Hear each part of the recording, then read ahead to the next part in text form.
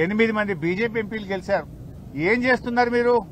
8 మంది బీజేపీ ఎంపీలు కేంద్రం మీద ఒత్తిడి తేవాల్సిన బాధ్యత లేదా? పత్తి రైతులు ఆత్మహత్యలు చేసుకుంటే మీకు కనికరం లేదా అని నేను అడుగుతా ఉన్నా. ఈ రోజు ఈ 8 మంది ఎంపీల పరిస్థితి ఎట్లుందంటే ఆ పంట పొలాల్లో ఉండే దిష్టి బొమ్మలు మీకంటే నయం. కనీసం ఆ దిష్టి బొమ్మలన్నా ఆ కోతులు రాకుండానో, అడవి పందులు రాకుండానో, పక్షులు రాకుండానో ఉన్న ఆ దిష్టి బొమ్మలు పనిచేస్తాయి.